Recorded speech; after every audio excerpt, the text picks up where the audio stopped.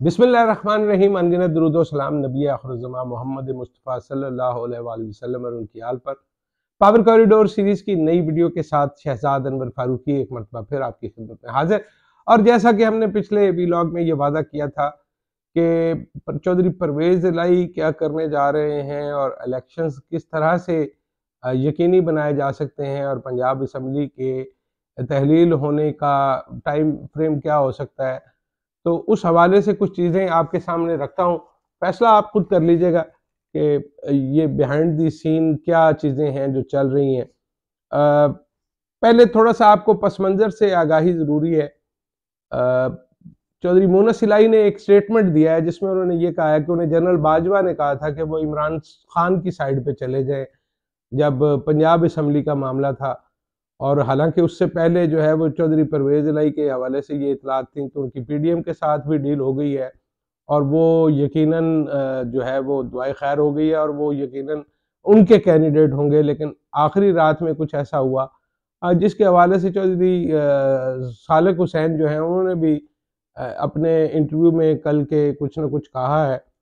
तो वो सारी चीज़ें समझने के लिए ज़रूरी है कि थोड़ा-सा बैकग्राउंड जान लिया जाए। तो बैकग्राउंड इस मामले का ये है कि जिस वक़्त ये ऑपरेशन रजीम चेंज अमल दरामद हो रहा था उस पे और जनरल बाजवा जो है वो एस्टेब्लिशमेंट की सरबराही कर रहे थे, तो उस वक़्त पंजाब के हवाले से एक मसला बड़ा सेंसिटिव था, क्योंकि पंजाब की एक ताकत है, पंजाब का एक वज़न है वफ़ाक के हवाले से। पंजाब की का साइज़ और पंजाब में जो नुमाइंदगी है, वो इतनी भारी भरकम है कि अगर कोई शख्स सिर्फ़ पंजाब से सीटें जीत ले, तो वो पूरे पाकिस्तान पर हुकूमत कर सकता है। जिसका मतलब ये है कि पंजाब को नज़रअंदाज करके आप आगे नहीं चल सकते। पंजाब को हाथ में रखना ज़रूरी है, किसके लिए? तमाम स्टेक होल्डर्स के लिए। इसीलिए मियाँ नवाज़ शरीफ ने जब अमली सियासत का आगाज़ किया, तो उनको एहसास हुआ कि पंजाब अकेला बहुत भारी है वफाक की बाकी तमाम इकाइयों पर। तो उन्होंने पंजाब में अपनी हुकूमत और अपने असर और रसूख को कायम रखने के लिए जो उस वक़्त के एमपीएज़ होते थे और बाद में उनमें से बहुत सारे लोग एमएनए भी बने, उनको सियासी रिश्वतें दी गईं, उनको प्लॉट्स दिए गए, उनको परमिट दिए गए।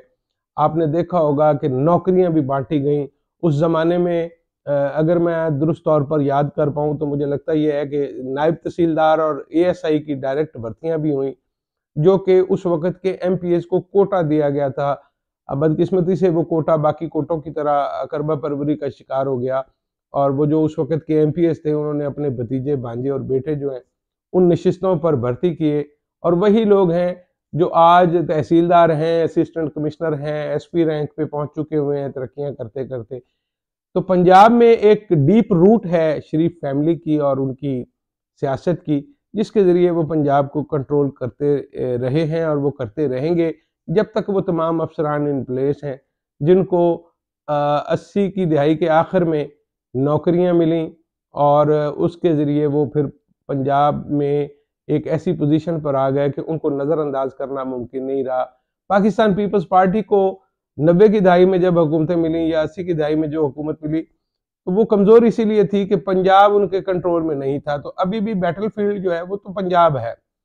जिसने इस्लामाबाद पर हुकूमत करनी है उसके लिए ज़रूरी है कि वो लाहौर और पंजाब को अपनी जेब में रखे। तो जेब में रखने का ये जो मामला है, इसकी कीमत अवाम पे करते हैं और उसके लिए हर फरीक ये कोशिश करता है कि वो अपने मुंतखब नुमाइंदों को या मुमकिना मुंतखब नुमाइंदों को इस तरह की डील पेश करे कि वो छोड़ के दूसरी पार्टी की तरफ ना जा सके। चौधरी परवेज इलाही को जब दोनों जानिब से ये पेशकश की गई कि वो वजीर आला बन जाएं, तो उसमें मसला ये था कि पीडीएम 13 जमातों का इत्तेहाद है और उसमें जो डोमिनेट करती है पार्टी वो पाकिस्तान मुस्लिम लीग नून है, जिनकी अपनी ताकत का मरकज पंजाब है। और चौधरी परवेज इलाही को आज से नहीं 90 की दहाई से उनके साथ वादा किया था मियाँ नवाज शरीफ ने कि अगला इलेक्शन अगर वो जीते तो वो वजीर आजम बनेंगे और वो परवेज इलाही को वजीर आला बनाएंगे। ये वादा खिलाफी एक दफ़ा नहीं हुई उनके साथ, ये वादा खिलाफी उनके साथ 2 दफ़ा हुई, जिसके बाद उन्होंने तय कर लिया कि वो किसी सूरत में नवाज शरीफ या शरीफ फैमिली पर एतबार नहीं करेंगे। इसके बावजूद हालात का जबर देखिए कि एक बार फिर ये सारे फरीक इकट्ठे हुए और उनको पंजाब के हवाले से फैसला करना था।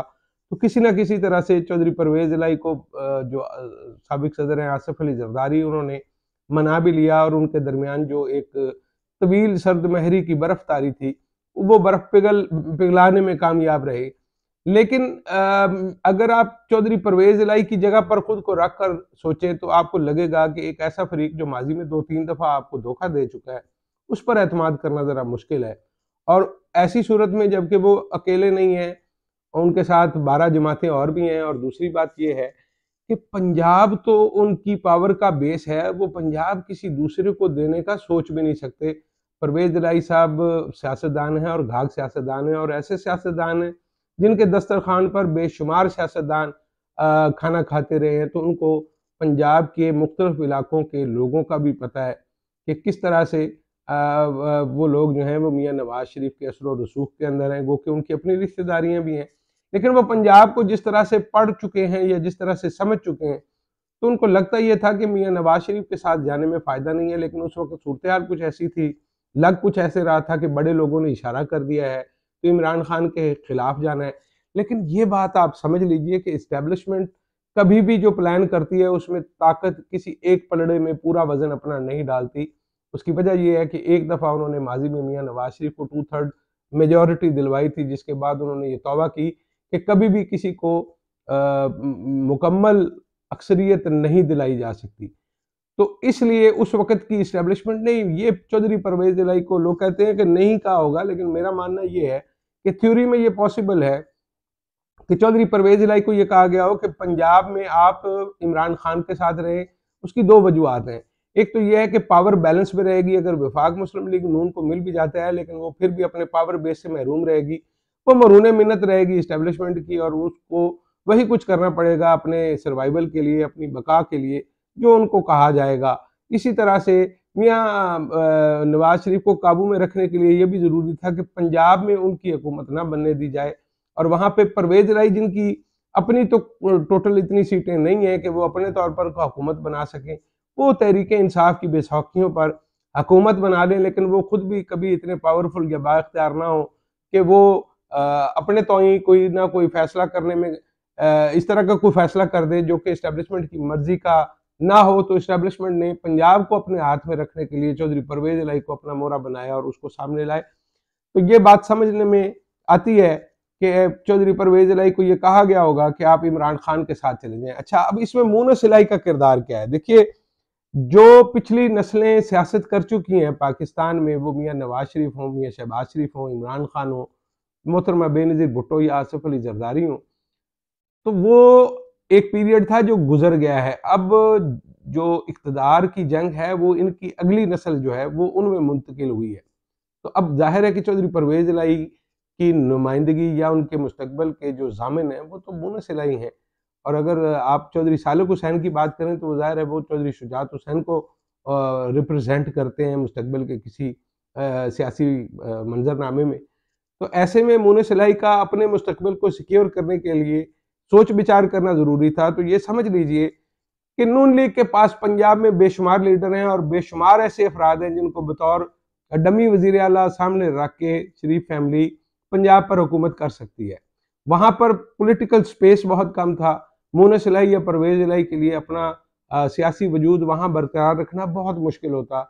On the other hand, Punjab की सूरत-ए-हाल जहाँ तक रही, तो अगर वो अलीम खान को नाराज़ कर चुके थे और उनको उस्मान बुज़दार जैसा कैंडिडेट सामने लाने को मिला, तो इसका मतलब ये है कि पंजाब की हद तक, और शाह महमूद कुरैशी को ज़ाहिर है बहुत सारे कुव्वतों ने मिलकर पंजाब असेंबली में जीतने से रोक लिया, जिसका मकसद सिर्फ यही था कि वो वज़ीर आला के कैंडिडेट ना बन पाएँ।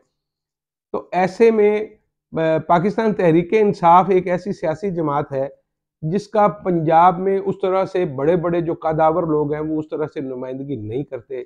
और दूसरी बात ये भी है कि तहरीक इंसाफ में लोगों की अक्सरियत इमरान खान के इर्द-गिर्द जमा है, या ये मकबूलियत सरासर इमरान खान की है।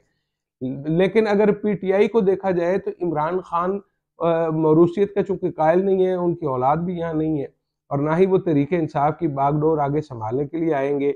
और इसका मतलब ये है कि पंजाब या वफाक में हुकूमत के लिए इमरान खान की अगली नस्ल आगे नहीं आ रही। तो पीटीआई में एक पॉलिटिकल स्पेस अवेलेबल है, जिसमें ऑलरेडी 2-3 प्लेयर्स हैं। अगर शाह महमूद कुरैशी को देखा जाए, असद उमर को और परवेज खटक को, तो ये एक रस्साकशी है जो उनके अंदर चल रही है। इस पे हम फिर किसी अगले व्लॉग में बात करेंगे कि पीटीआई में अगर हम इमरान खान के बाद का सिनारियो देखें तो वहाँ पे क्या सूरत-ए-हाल बनेगी और क्या बतौर सियासी जमात पीटीआई अपने आप को बतौर सियासी जमात कायम भी रख पाएगी या नहीं। ये एक लंबा मौजू है और इस पे हम एक नई वीडियो करेंगे। लेकिन यहाँ पे ये बात वाज़ेह होती है कि पीटीआई में इतनी गुंजाइश मौजूद थी जो मुनीस इलाही और परवेज इलाही को सूट करती थी। सो परवेज इलाही का पीटीआई के साथ मिलकर पंजाब में हुकूमत बनाना उनको सूट करता था, इसलिए उन्होंने पीटीआई का इंतखाब किया। सिर्फ ये कह देना कि मुझे जनरल बाजवा ने कहा था, ये एक हिस्सा ज़रूर है उस सच्चाई का, लेकिन दूसरा हिस्सा ये भी है कि उनके अंदर की ख्वाहिश भी यही थी कि वो पीटीआई के साथ चलें। अब अगली बात ये है कि ये पंजाब असम्बली की तहलील का मामला, तो मैं आपको ये बता दूं कि जब चौधरी परवेज इलाही साहब ने इक़्तिदार संभाला पंजाब का, तो पंजाब के ख़जाने में पैसे मौजूद थे और भारी भरकम अरबों रुपए मौजूद थे। अभी हालिया जो इतलात हैं उनके तहत मालूम ये पड़ता है कि पंजाब का वो तमाम ख़जाना जो है वो जारी कर दिया गया है। मुख्तलिफ तरक्याती स्कीमें और अरकान असम्बली को फंड्स जारी कर दिए गए हैं, जिसका मतलब ये है कि परवेज इलाही साहब अगले इलेक्शन के लिए हरकत में आ चुके हैं और वो चाहते हैं कि पंजाब में बरसरे ज़मीन जो है वो प्रोजेक्ट्स जो हैं वो मुकम्मल हो जाएँ और लोग उनको देख पाएँ और लोग उनसे फ़ायदा उठा पाएँ, ताकि वो अगले इलेक्शन में उनको वोट दें। और यूँ भी अगर आप 2002 से 2006-7 की जो असम्बली थी, अगर उसमें भी देखें तो चौधरी परवेज इलाही का मॉडल एक ही है कि वो काम करके उसके एवज़ वोट लेने पर यकीन रखते हैं। तो वो ज़ाहिर है वो अपनी उसी रूटीन और रुझान के मुताबिक काम कर रहे हैं। तो अभी वो जो प्रोजेक्ट्स हैं जिनके लिए पैसे भेज दिए गए हैं या पैसे जारी कर दिए गए हैं खजाने से, वो अभी अमली सूरत में लोगों के सामने नहीं आए और मुमकिना तौर पर ये मंसूबे जो हैं वो 2 से 3 महीने और लेंगे। 2 से 3 महीने और लेंगे, जिसका मतलब ये है कि फरवरी मार्च से पहले वो प्रोजेक्ट्स जो हैं वो चौधरी परवेज इलाही उनके इफ्तिताह नहीं कर पाएँगे या लोगों को बता नहीं पाएँगे कि मैं ये कर रहा हूँ। और इसकी बुनियाद पर वो अगले इलेक्शन में नहीं जा पाएँगे। तो इसका मतलब ये है वो जो बार-बार कहते हैं कि अगले 2-3 महीने में तो कुछ नहीं होने जा रहा। तो बुनियादी तौर पर वो ये चाहते हैं कि किसी तरह से ये असम्बलियाँ जो हैं वो फरवरी-मार्च तक खींच कर ले जाई जा सकें। दूसरी तरफ जो इमरान खान साहब हैं, उनको डॉक्टर्स ने भी कुछ मशवरा दिया है कि वो शायद फौरी तौर पर उस तरह से हरकत नहीं कर पाएँगे, मूवमेंट नहीं कर पाएँगे अपने ज़ख्मों के बाइस, कि अगर आप ये कहें कि जनवरी में इंतखाबी मुहिम शुरू कर दी जाए, तो वो एक्टिवली शायद उस तरह से पार्टिसिपेट ना कर पाएँ। तो उनको भी ये सूट नहीं करता कि वो फौरी तौर पर किसी इंतखाबी मुहिम का हिस्सा बन जाएँ। रह गई बात इलेक्शंस की, तो इलेक्शंस तो उसी सूरत में होंगे जब तमाम फ्री कैन जो हैं इसके लिए तैयार और आमादा होंगे। इमरान खान की फ़िज़िकल कंडीशन जो है वो इसकी राह में एक रुकावट हो सकती है और इमरान खान साहब ये हो सकता है कि पंजाब की बजाय पहले वो केपी के असम्बली का की तरफ रुख करें। वैसे तो अगर परवेज़ इलाही को वो कहते हैं कि तोड़ दें और परवेज़ इलाही नहीं तोड़ते, तो उसके बाद इमरान खान साहब के पास तो एक ही रास्ता है कि वो अपने जो दिया हुआ वोट है, अपने पीटीआई के लोग हैं, उनको मुस्ताफ़ी होने के लिए कह दें। लेकिन मुस्ताफ़ी होने के हवाले से आपने देखा कि वफ़ाक में भी जब उन्होंने मुस्ताफ़ी होने के लिए कहा, तो बहुत सारे लोग जो थे वो मुस्ताफ़ी होने से इनकारी हो गए थे, जिसके बाइस अभी भी 35-40 लोगों को एक ब्लॉक जो है वो कौमी असम्बली में मौजूद है। तो इसका मतलब ये है कि अगले इलेक्शंस के लिए चौधरी परवेज़ इलाही का भी उसी तरह से यकसू होना ज़रूरी है, जिस तरह से बाकी स्टेक होल्डर्स का। पाकिस्तान की बदलती हुई पॉलिटिकल सूरत-ए-हाल पर तबसरे का और तज्ज़ियों का ये सिलसिला जारी रहेगा। हमारे साथ रहिएगा। अगली वीडियो में फिर मुलाकात होगी। इस वीडियो को अगर पसंद आए तो लाइक ज़रूर कीजिए और शेयर ज़रूर कीजिए और सब्सक्रिप्शन के हवाले से आपसे कहा ही जा सकता है। अपना बहुत सारा ख़्याल रखिएगा। अल्लाह निगहबान। लंबा